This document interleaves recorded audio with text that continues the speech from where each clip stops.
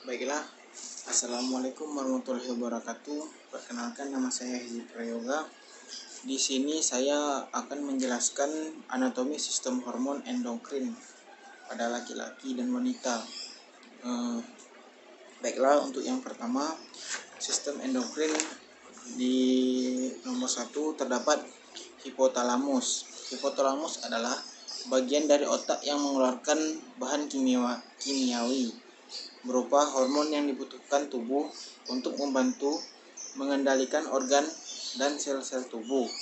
Fungsi hipotalamus yang paling utama adalah hemostatis, yaitu menghasilkan dan mempertahankan semua sistem tubuh berjalan stabil. Yang kedua, ada kelenjar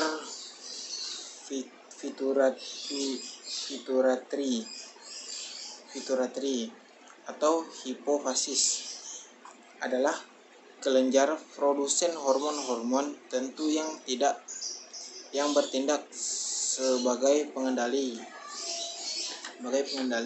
berbagai aspek tubuh manusia. Hormon yang diproduksi oleh hipofisis membantu mengatur pertumbuhan tekanan darah, produksi dan pembakaran energi, dan berbagai fungsi organ tubuh lainnya. Yang ketiga, ada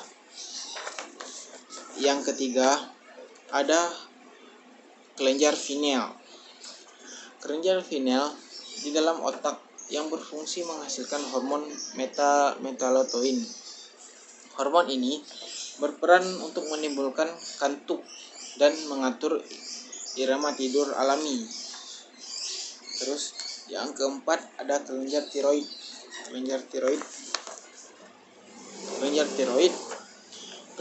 adalah salah satu kelenjar endokrin terbesar pada tubuh manusia. Kelenjar ini dapat ditemui di bagian depan leher, sedikit di bawah laring. Kelenjar ini berfungsi untuk mengatur kecepatan tubuh membakar energi, membuat protein, dan mengatur sensitivitas tubuh terhadap hormon lainnya. Yang keenam, ada hormon paratiroid. Hormon ini mengontrol jumlah kalsium di dalam darah dalam tulang. Hormon paratiroid bisa menurun sangat rendah pada pasien post operasi, mengatakan kelenjar tiroid karena ikut terangkatnya kelenjar tiroid dan akibatnya akan penurunan kadar kalsium pada darah hipokalasemia. Yang keenam ada kelenjar timus. Merupakan bagian penting dari sistem getah bening atau sistem limfatik di dalam tubuh.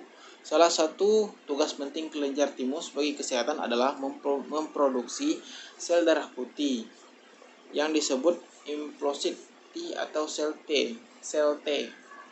Yang ketujuh ada kelenjar adrenal.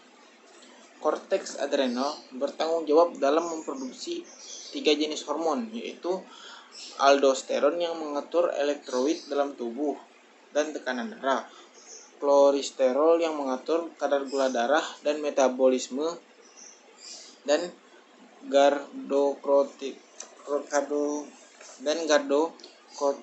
yang mengatur hormon seks. 8.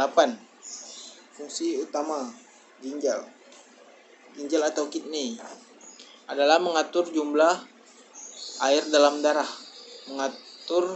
menyaring zat-zat limbah dan sisa metabolisme tubuh, menghasilkan hormon yang berfungsi untuk mengendalikan tekanan darah dan memproduksi sel darah merah, serta mengatur pH dan tingkat keasaman darah.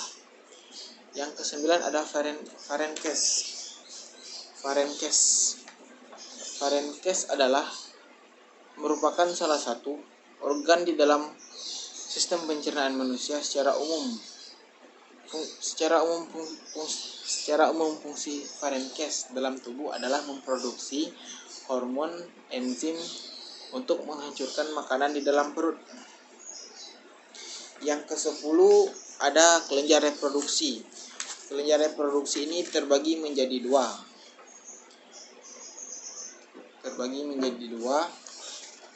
Kelenjar reproduksi laki-laki dan kelenjar reproduksi wanita. Baiklah, untuk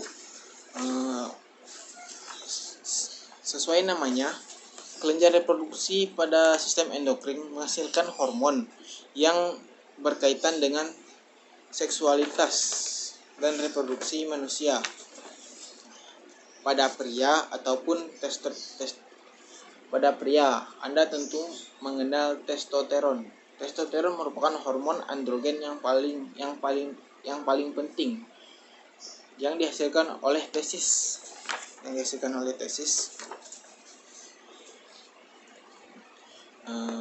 Sementara itu, tubuh wanita memiliki estrogen dan prostosteron.